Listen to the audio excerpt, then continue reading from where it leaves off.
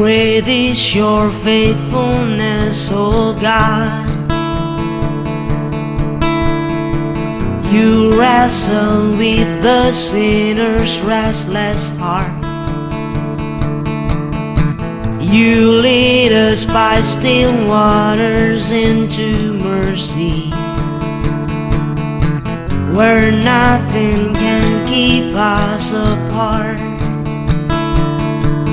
So remember your people, remember your children, remember your promise, oh God. Your grace is enough, your grace is enough, your grace is enough for me, for me.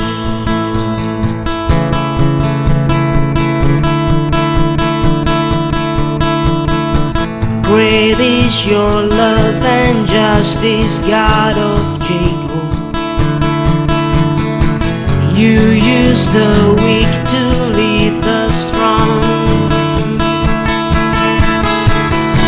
You lead us in the song of your salvation, and all your people sing along. So remember your people, remember your children, remember your promise, oh God. Your grace is enough, your grace is enough, your grace is enough for me. Your grace is enough, your grace is enough, your grace is enough for me. So remember your people, remember your children, remember your promise, oh God.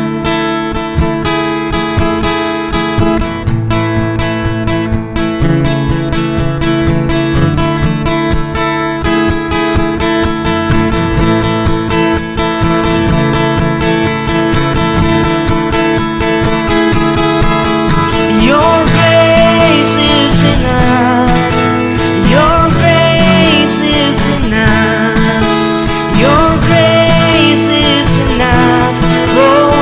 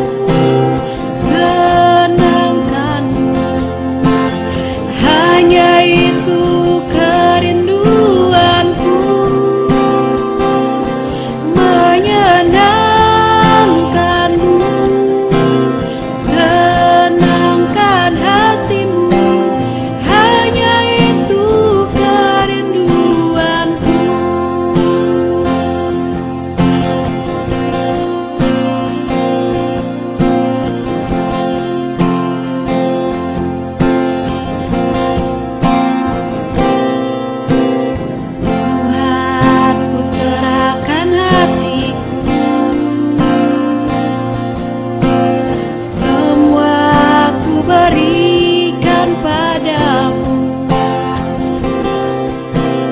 Kuduskan hingga tulus selalu,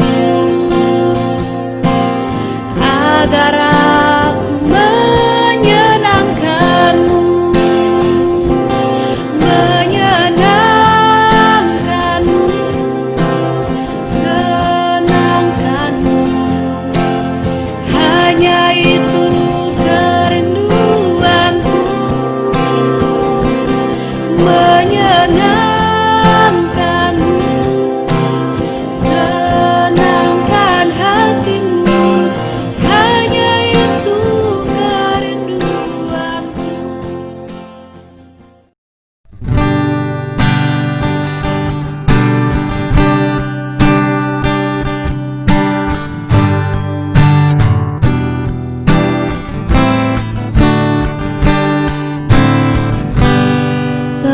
Tenanglah ini hatiku, Tuhan memimpin langkahku. Di tiap saat dan kerja tetap ku rasakan Tuhanlah yang membimbingku, tanganku dipegang teguh, hatiku berserah penuh, tanganku dipegang teguh.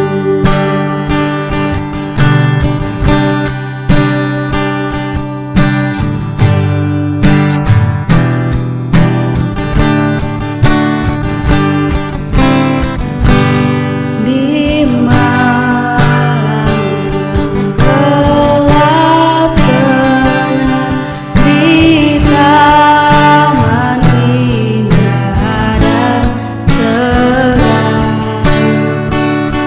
di taupangan, di laut tenang, tetap tanganku dipegang. Tuhanlah yang membimbingku, tanganku dipegang teguh, hatiku berserah penuh, tanganku dipegang teguh.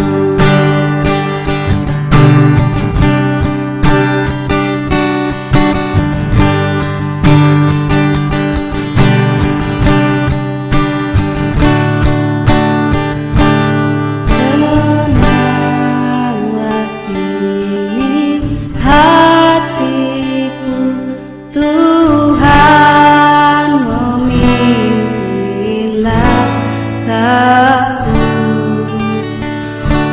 Di tiap saat dan kerja tetap ku rasakan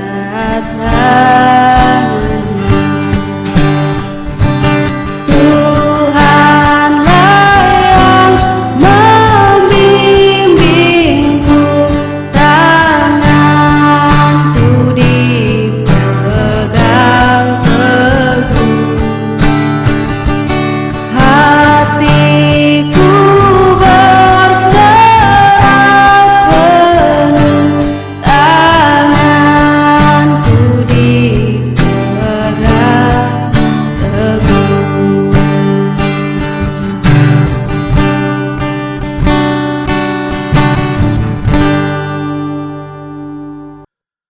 Shalom saudara yang dikasihi oleh Tuhan. Kita bersyukur atas kesempatan yang Tuhan berikan pada kita untuk belajar firman Tuhan bersama. Sebelum kita belajar Yohanes pasal 6 ini tentang perkataan Yesus di mana dia berkata, "Aku adalah roti hidup."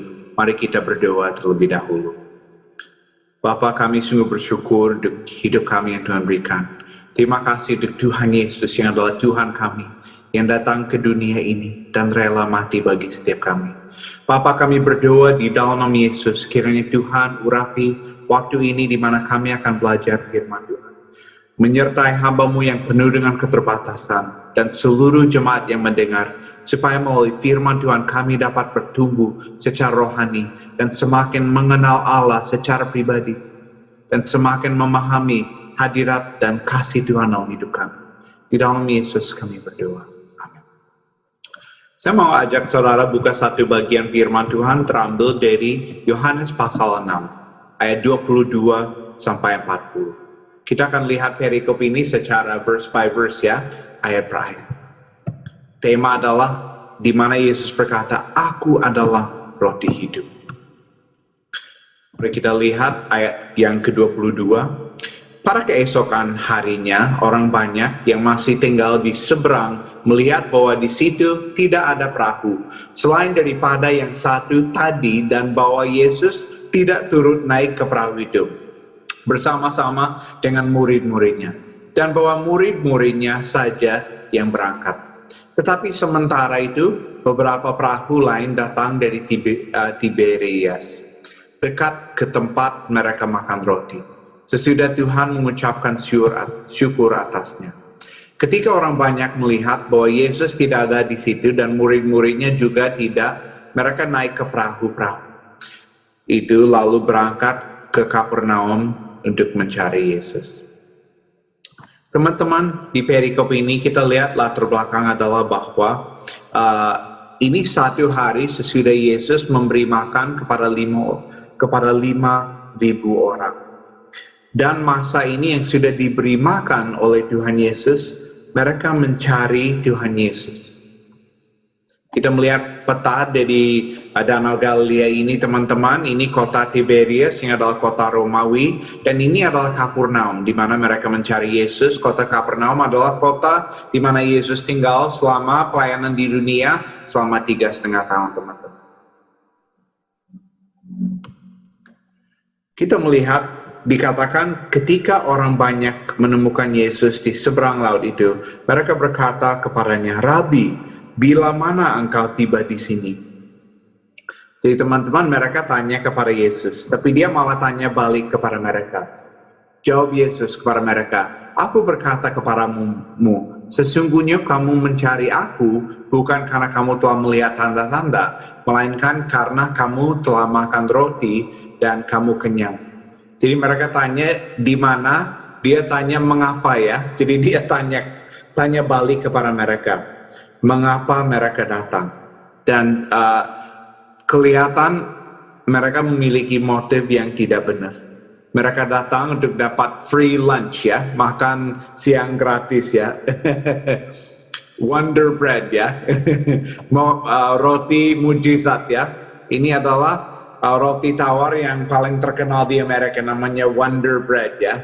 Dan mereka mencari Wonder bread dari Tuhan Yesus. Maksudnya mereka hanya mencari mujizat atau roti yang bisa mengenyangkan perut mereka, teman-teman. Tapi Tuhan Yesus bisa lihat hati dan motif mereka. Dan kita tahu sebelumnya di Yohanes pasal 2, dia dikatakan bahwa dia tidak mempercayakan dirinya kepada siapapun karena dia tahu apa yang ada dalam hati manusia.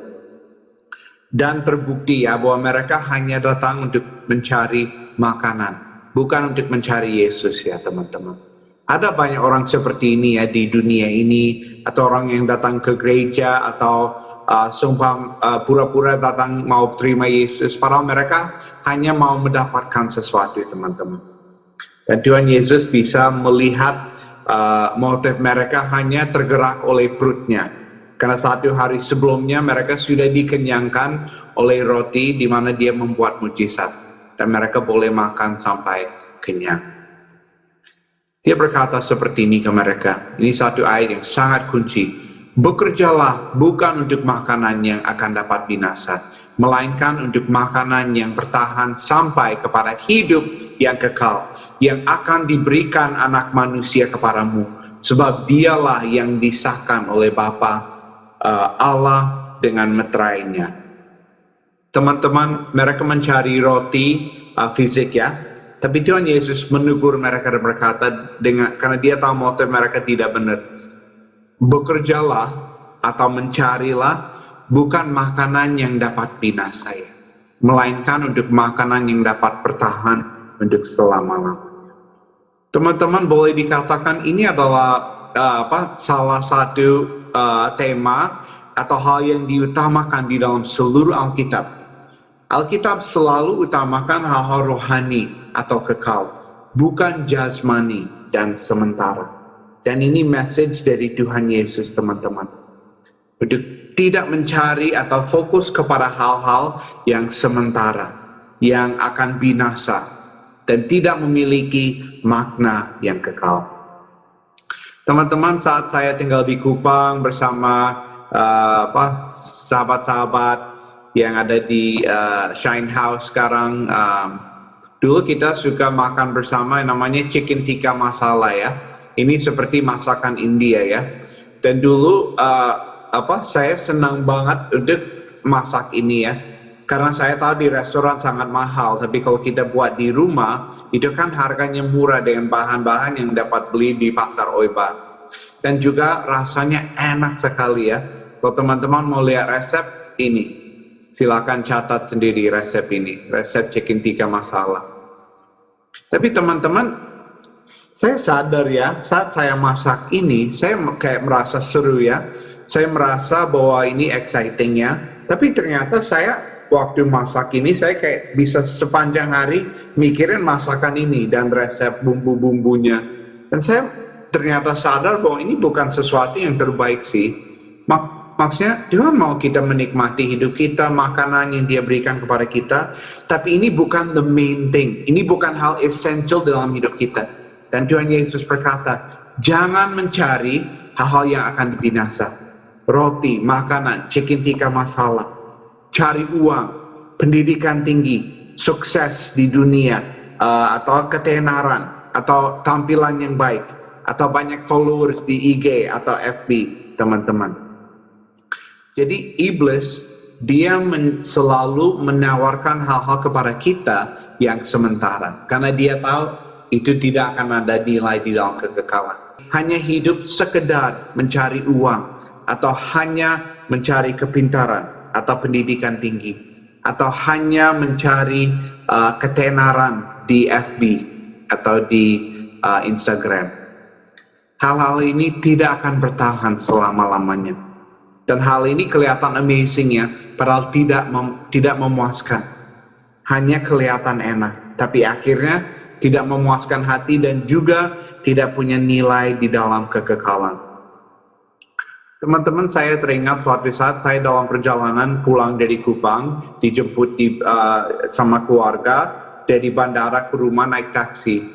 Nah, waktu itu ada orang Bali yang nyetir, dan dia punya sesajen, itu tempat sembahyang orang Bali, dengan biasa ada bunga, kadang-kadang ada koin.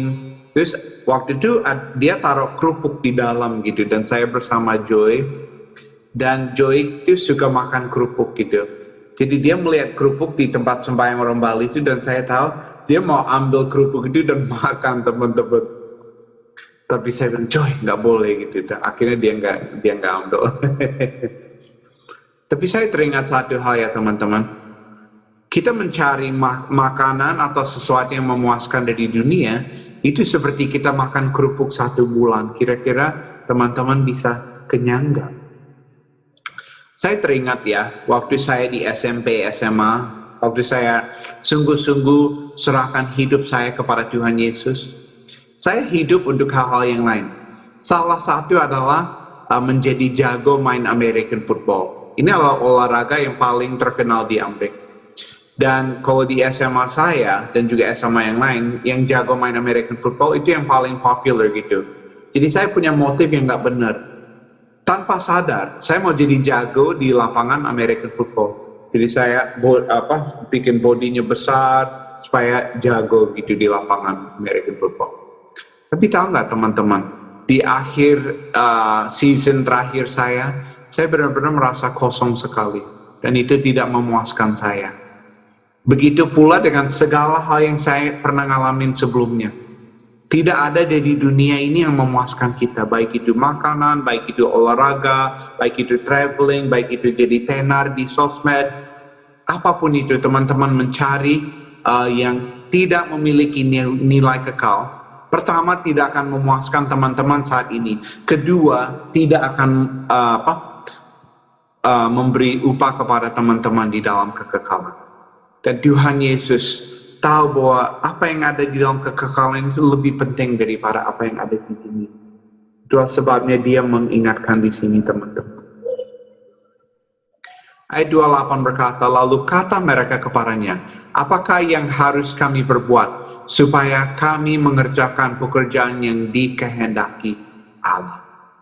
Jadi dia memberi sebuah teguran kepada mereka, jangan begini, jangan mencari atau bekerja untuk hal yang akan binasa. Terus lalu mereka tanya balik, jadi kalau seperti itu apa yang kami harus berbuat? Karena orang Yahudi kan sistem agamanya berdasarkan perbuatannya dalam pikiran mereka ya. Padahal secara alkitabiah tetap dari dulu sampai sekarang berdasarkan imannya. Jadi mereka punya works orientated mindset sama kayak kita, sama kayak manusia. Kita selalu cenderung pikir secara perbuatan. Apa yang saya harus berbuat ya? Kita dalam alam bawah sadar, kita sering merasa seperti itu. Kalau saya berbuat sesuatu, baru saya akan mendapatkan sesuatu. Mirip dengan kalau di Amerika Natal ya, Santa Claus itu kalau kita berbuat baik, kita dapat sesuatu yang baik. Kalau enggak, kita enggak dapat, teman-teman. Dan kita tanpa sadar menganggap Tuhan seperti Santa Claus. Jadi sistem berdasarkan perbuatan bukan hanya tidak menyelamatkan kita. Kedua, itu adalah man orientated. Itu fokus kepada kita. Dan orang nggak bisa memegahkan diri di hadirat Allah. Kita adalah orang najis di hadapan Allah, kita orang berdosa, dan hidup kita harus memuliakan Allah. Nanti tidak akan ada orang di surga yang memegahkan diri. Setiap kita akan memuliakan Tuhan Yesus untuk selama-lamanya. Bukan karena kebenaran kita, tapi kebenaran dari Kristus. Yesus jawab demikian, teman-teman. Inilah pekerjaan yang dikehendaki Allah, yaitu hendaklah kamu percaya kepada Dia yang telah diutus Allah. Dan ini tunggal, teman-teman. Ini bukan jamak ya, singular. Yaitu satu pekerjaan, yaitu percaya kepada Yesus, teman-teman.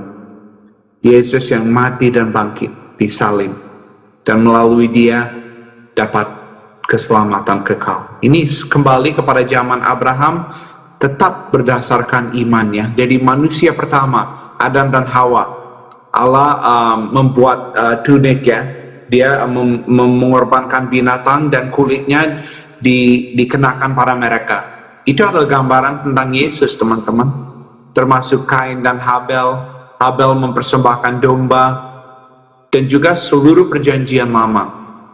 Jadi satu pekerjaan yang manusia berbuat untuk diselamatkan, yaitu percaya kepada Yesus. Kalau teman-teman punya anak yang taat 100% tapi mereka tidak percaya atau tidak mengasihi teman-teman, gimana perasaan? Nah, Tuhan begitu pula juga dengan kita. Tuhan mau kita percaya kepada Dia dan mengasihi Dia. Dia tidak menuntut pekerjaan yang sempurna karena Dia tahu kita tidak bisa berbuat demikian. Kita hanya dari debu. Dan kita menjadi manusia lama, menjadi budak dosa. Nah, kita tidak mampu hidup sempurna. Itu sama dengan kalau teman-teman disuruh loncat dari Pelabuhan Tenau ke Pulau Semau. Biar dikasih 100 tahun, teman-teman tidak akan pernah bisa. Jadi semua ini adalah tentang relationship, bukan religion ya.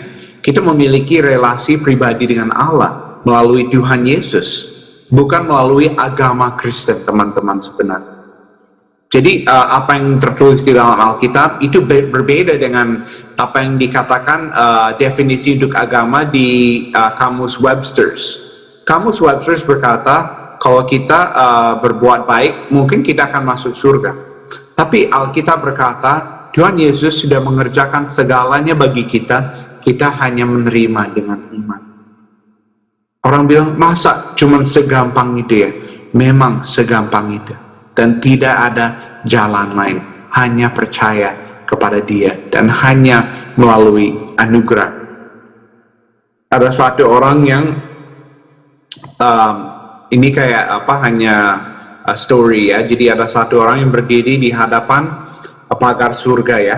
Terus malaikat berkata seperti ini, atau kalau nggak salah Petrus ya. Petrus ada di pagar surga dan berkata, Oke, kalau kamu mau masuk, kamu butuh 100 poin ya, baru boleh masuk. Terus orangnya berkata seperti ini, dan poin kamu dapatkan itu berdasarkan perbuatan baik. Terus dia berkata, oh ya, saya seumur hidup melayani di gereja, atau sejak saya muda sampai saya tua, saya melayani di gereja. Terus Petrus berkata, kamu dapat 5 poin. Wah, kok 5 poin doang? Dia bilang, kalau gitu saya menikah dan saya setia kepada istri saya dan anak saya selama 35 tahun. Terus dia berkata, untuk itu dapat 3 poin. Hah? Masa cuma 3 poin? Saya beri makanan kepada orang yang tidak punya rumah selama 15 tahun. Dia bilang, oh itu setengah poin. Hah? Setengah poin? Kalau begitu, mana mungkin saya akan bisa dapatkan sampai 100 poin? Itu benar-benar nggak mungkin ya. Ini hanya bisa dengan iman dan anugerah. Dan Petrus berkata, silakan masuk. Dan itu kunci jawabannya. Ini hanya anugerah. Dan kita percaya kepada Yesus. Dan menerima anugerah keselamatan di dalam Dia, teman-teman. Dikatakan demikian, maka kata mereka kepadanya, tanda apakah yang engkau berbuat? Supaya dapat kami melihatnya dan percaya kepadamu.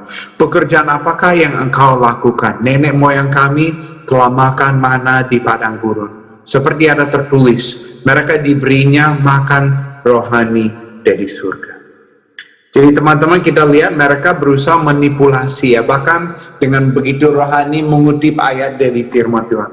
Karena mereka perutnya lapar ya, jadi mereka cari bagaimana supaya diberikan gitu. Itu sama kayak tadi Joy ada coba sedikit manipulasi saya supaya saya kasih dia kerupuk ya. Padahal dia sebelum makan malam nggak boleh makan kerupuk, teman-teman. Tapi dia begitu pintar coba manipulasi ya. Itulah manusia, kalau lagi lapar pengen sesuatu suka manipulasi, dan itulah yang mereka coba lakukan di sini.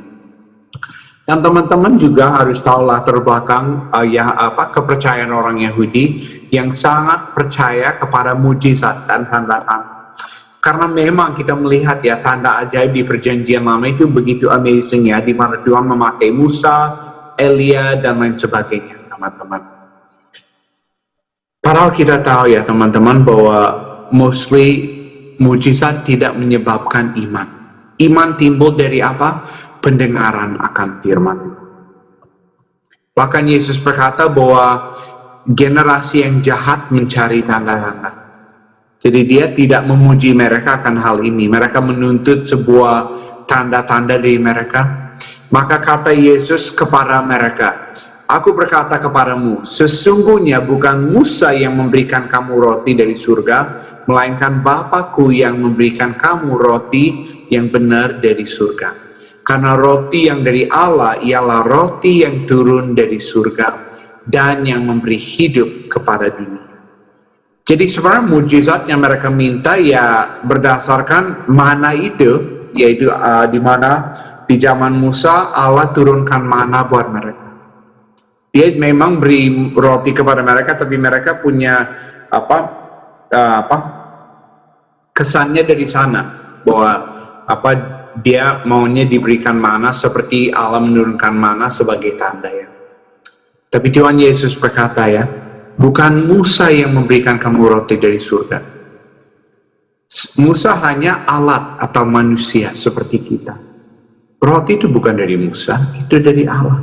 Dan bahkan roti itu adalah gambar akan seseorang, yaitu Yesus sendiri, teman-teman. Dan dia adalah roti dari surga yang menggambarkan keselamatan di dalam dia. Sebab benar-benar amazing ya teman-teman, kita menggali firman Tuhan. Dan ayat ini benar ya, kamu menyelidiki kitab-kitab suci sebab kamu menyangka bahwa olehnya kamu mempunyai hidup yang kekal. Tetapi walaupun kitab-kitab suci itu memberi kesaksian tentang aku. Tahu nggak bahwa seluruh perjanjian lama memberi kesaksian tentang Yesus? Jadi kita tinggal mencari Yesus di halaman-halaman perjanjian lama. Dan kita akan menemukan, teman-teman. Sistem pengorbanan di imamat dan juga di bagian-bagian yang lain. Pokoknya seluruhnya memberi kesaksian kepada Tuhan Yesus, termasuk mana atau air keluar di batu. Ini adalah gambar tentang Tuhan Yesus dan keselamatan di dalam dia. Jadi intinya tema dari Alkitab adalah keselamatan atau penebusan di dalam dia. Ayat 34 berkata, maka kata mereka kepadanya, Tuhan, berikanlah kami roti itu senantiasa. Ya udah, kalau begitu roti seperti itu kami mau dong kasih. Seperti kemarin kasih kami terus menerus ya. Dan ini mirip dengan perkataan dari wanita Samaria ya. Kalau begitu berikan air ini kepada aku. Tapi seperti wanita Samaria dan juga mereka, tetap mereka memikirkan secara fisik ya, jasmani. Mereka belum proses yang Yesus berkata tadi ya. Jangan bekerja untuk yang dapat binasa. Dan kita juga teman-teman jangan menghakimi mereka. Kita cenderungnya fokus kepada hal jasmani, bukan rohani. Kecuali Roh Kudus yang tinggal dalam hati kita, remind kita ya melalui firman Tuhan, melalui suara hati Tuhan, suara hati, melalui orang lain, dan melalui discernment-nya, melalui hikmat yang Tuhan berikan, remind kita ya. Kata Yesus kepada mereka, akulah roti hidup. Barang siapa datang kepadaku, ia tidak akan lapar lagi. Dan barang siapa percaya kepadaku, ia tidak akan haus lagi. Wow, amazing banget ya. Dan ini salah satu antara 7 perkataan aku adalah di kitab Yohanes ya. Sebenarnya nama akulah itu latar belakang dari Keluaran pasal 3. Saat Allah bertemu dengan Musa di semak duri yang tidak terbakar hangus, dan Musa bertanya kepada Allah, namamu siapa? Dan Tuhan berkata, aku adalah aku, atau I am. Ini adalah nama Allah di perjanjian lama, tetapi secara grammarnya tidak make sense. Apa artinya? Kok I am, aku adalah, engkau adalah apa? Gitu. Nah ini satu makna yang sangat dalam, dan di statement ini Tuhan Yesus berkata bahwa dia adalah Allah. Dia adalah suara dari semak duri itu di Keluaran 3. Dan dia berkata, akulah roti hidup bagi kalian, bagi seluruh umat manusia, bagi teman-teman.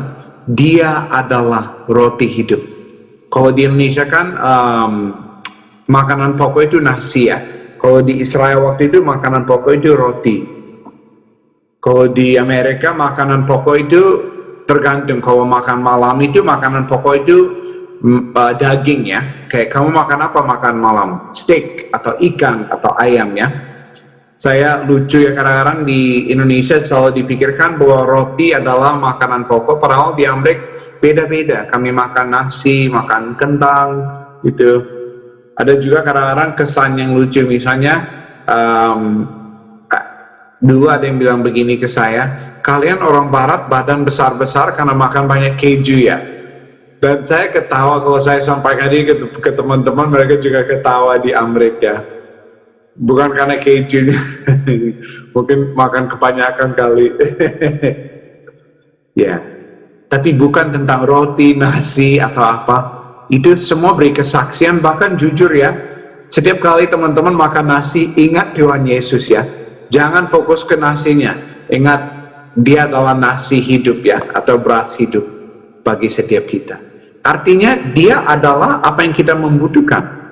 Bukan hanya secara jasmani, tapi secara rohani dan kekal untuk selama-lamanya. Jadi Yesus hanya Hanya yang kita membutuhkan sekarang dan selama-lamanya adalah pribadi Yesus.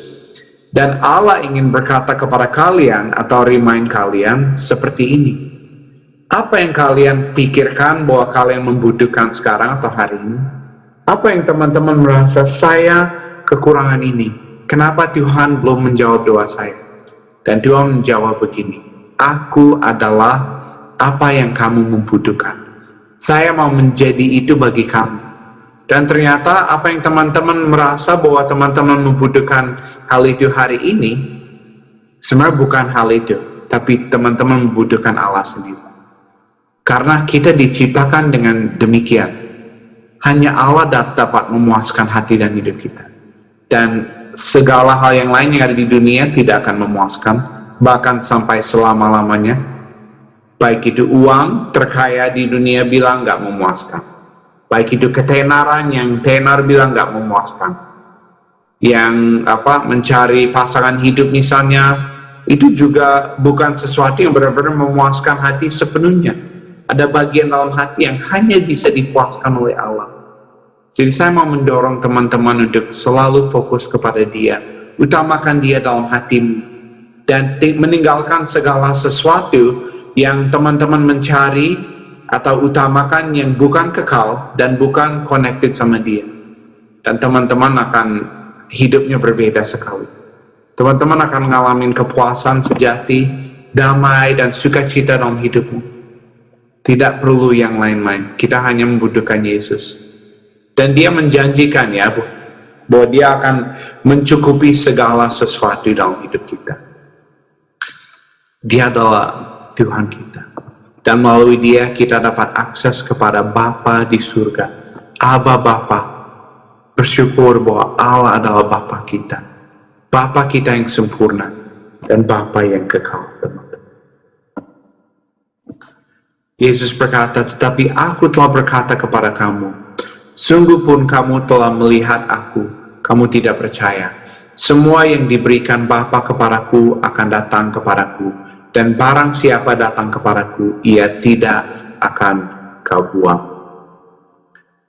Tuhan mengasihi kita, Dia mengasihi umat manusia, dan Dia datang dengan tujuan untuk menyelamatkan, bukan membinasakan, baik kita orang lain.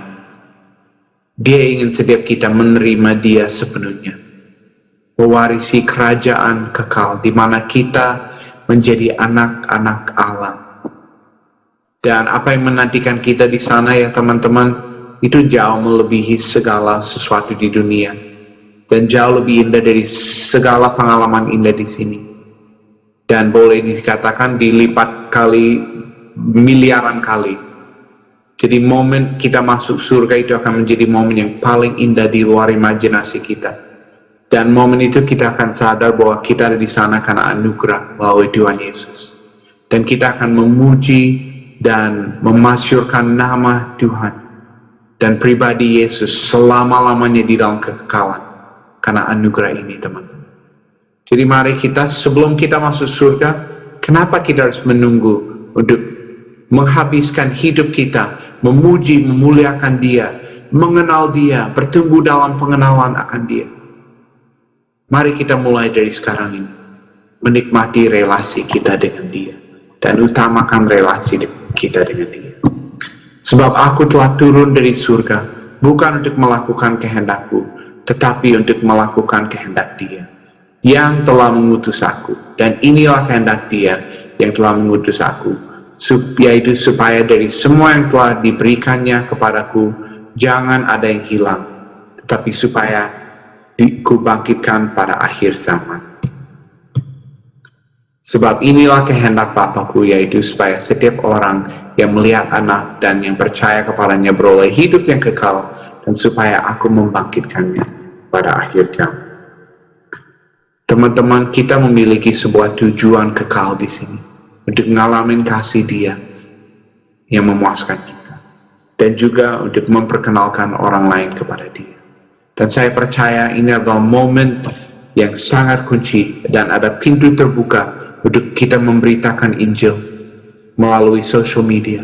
Di tengah pandemi, banyak orang di rumah, kita bisa share Injil kepada banyak orang. Saya bersyukur ya teman-teman, di SMP SMA saya nggak sempat melayani banyak orang waktu itu, tapi sekarang saya bisa melayani mereka melalui social media, khususnya melalui FB. Dan banyak kontak sama saya, ada juga yang minta saya melayani mereka khusus, teman-teman yang dulu main football bareng, minta saya doakan mereka teman-teman, dan itu menjadi sebuah sukacita. Dan saya mau mendorong teman-teman untuk ingat kasih Kristus yang begitu besar, anugerah yang begitu besar, dan fokus kepada apa yang Tuhan telah memanggil teman-teman untuk teman-teman lakukan. Jangan fokus ke belakang, fokus ke depan, dan ingat anugerah besar dan surga yang menantikan kita. Anugerah yang kita akan membutuhkan kekekalan untuk memahami. Percaya kepada anugerah ini. Mari kita berdoa bersama. Bapa, terima kasih untuk hari ini. Terima kasih untuk firman-Mu yang kami telah mempelajari di dalam kitab Yohanes. Tuhan menguatkan kami oleh firman-Mu. Kiranya kami boleh selalu ingat akan kasih Kristus dalam hidup kami. Bahwa kami adalah orang berdosa yang pantas dihukum. Tapi Yesus telah mati bagi setiap kami. Dan melalui anugerah keselamatan, pengampunan dosa dan kebenaran di dalam Dia, kami memperoleh hidup yang kekal. Terima kasih Bapa, di dalam nama Yesus kami berdoa. Amin. Tuhan Yesus memberkati saudara-saudara.